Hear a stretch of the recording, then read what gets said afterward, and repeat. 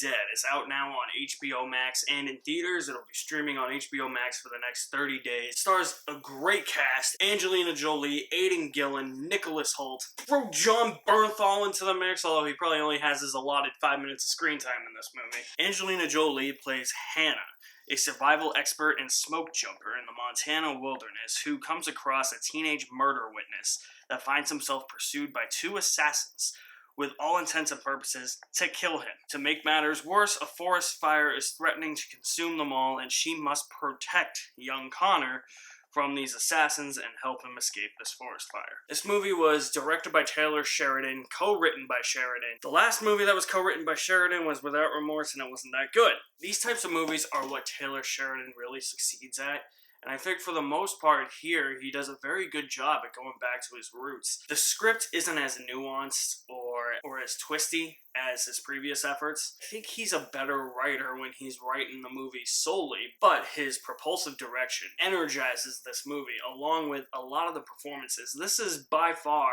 one of the best performances I've seen from Angelina Jolie. I really liked her character a lot. She and the little boy, Connor, were the ones that I latched onto the most in terms of characters. There's a lot going on with her character's backstory. The fact that she's dealing with PTSD, something happened in the past that she's not very proud of, that she actually miscalculated and it cost people their lives. Now she's dealing with that in the present, and it's almost like by taking in this kid, she's getting a second chance to do the right thing. Her bond with this kid really feels like it takes her mind off of what she did wrong in the past, and now it feels like it gives her a chance to make the right decision in the present. I thought that was actually a complex character aspect that I wasn't necessarily expecting from Angelina Jolie. I'm not going to say that she's the main focus of the movie. She's in it a good amount. It's really more about this kid Connor and these two assassins that are trying to get him. The motivations for these two assassins to get Connor, or to try and kill Connor, it's very minimal. I could have cared less. Essentially, the movie paints them out to be the main villains, but they're actually not. They're working for somebody else, who happens to be Tyler Perry, who happens to be in probably 20 seconds of the movie. That's it. Tyler Perry's the main villain of the movie, and he's in 20 seconds. He's like the Emperor Palpatine guy behind the scenes, but he's not. Like, it's weird. The movie just did not do a good job at handling its main villain, instead just sending his various cronies after them. But hey, Aidan Gillen and Nicholas Hoult were really good as these assassins. Aidan Gillen, I mean, he's the same dude in everything. I mean, he's obviously going to be a bad guy in anything he's in. He's Littlefinger from Game of Thrones. You really trust that little weasel? I don't. He'll pretend to be on your side and then he'll betray you. He'll be the one to set the events in motion like he did in Game of Thrones. It was really interesting to see Nicholas Hoult take on a role like this. It was something different from him. It wasn't something I really expected from him. And I think that made his portrayal of this assassin a little bit more interesting than what comes across on screen. There are some decisions that he makes where these two actually bicker back and forth between, how are we going to do this? How are we going to do that? Like, one of them has an idea, and then Nicholas Hoult will be like, no, I got this idea instead, which is better, and then they go with that idea. Or Aidan Gillen will be like, hey, I got this idea, which is better, and then they'll go with that. So I like the way that they kind of manipulated their plan to get this kid. A lot of that has to do with them bringing, like, 90s thriller vibes back into this movie. And I think that actually was beneficial to the movie. We haven't had a movie rooted in the 90s in a while. And it was just a nice change of pace. The story itself is predictable as hell.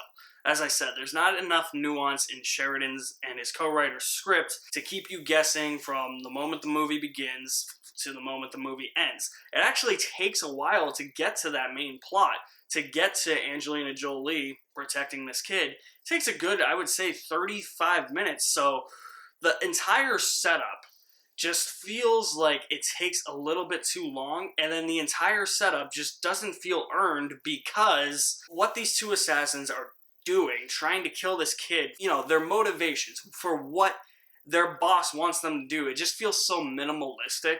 It never felt as if, like, the stakes were as high as they actually were. The really big time the stakes felt like they were actually high was when the forest fire was sweeping through everything. The reason they wanted to kill this kid was, I was just, why? Who cares? He's got something that they want, like, I get it, but why don't you just kidnap him, get the information out of him? Like, why do you have to kill him? I mean, I guess that's answered in the movie, but it was just the motivations for these two assassins and the main villain, who ends up being Tyler Perry, just wasn't enough. It felt way too minimal. Those stakes did not feel high enough. The actual forest fire aspect of the movie, the stakes there felt a lot higher than the stakes of the assassins and the main villain. And that was my big problem with this movie. And again, plot doesn't twist and turn as much as you would expect from a Taylor Sheridan movie, but his direction really drives this movie. The performances really drive this movie.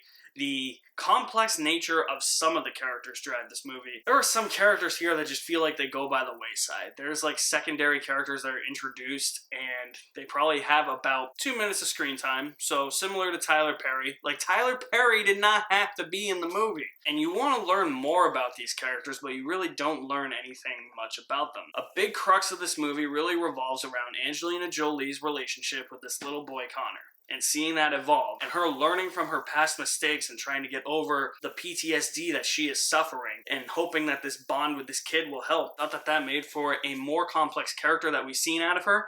And I just want to say this. The ending. I was getting Tomb Raider vibes off that ending, mostly because Angelina Jolie played Lara Croft. She's holding a certain weapon from the rebooted Tomb Raider timeline, like the rebooted games, like Tomb Raider, Rise of the Tomb Raider, Shadow of the Tomb Raider. She had a certain weapon, and she was just trying to kick people's asses. So I'm like, you take Angelina Jolie's Lara Croft, and you put her in the rebooted Tomb Raider timeline, that's what you get. I don't know why, that just popped up to me, not to mention the fact that in that scene, she looks a lot like Lara Croft.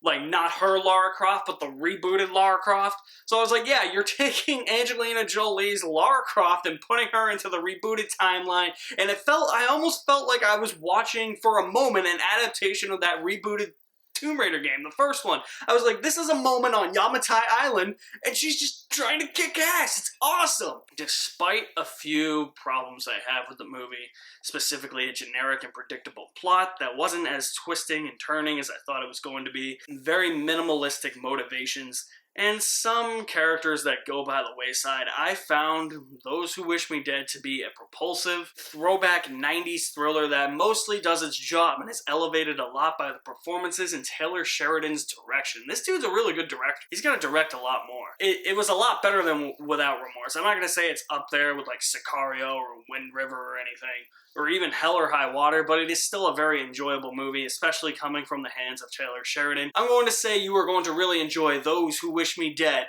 with a full bucket of popcorn. So guys, what did you think of Those Who Wish Me Dead? Drop me some feedback in the comments section below. I will leave my link to my website in the description below as well. You guys are the best. Thank you for watching. My name is Alex Madden, and I'll see you at the movies somewhere.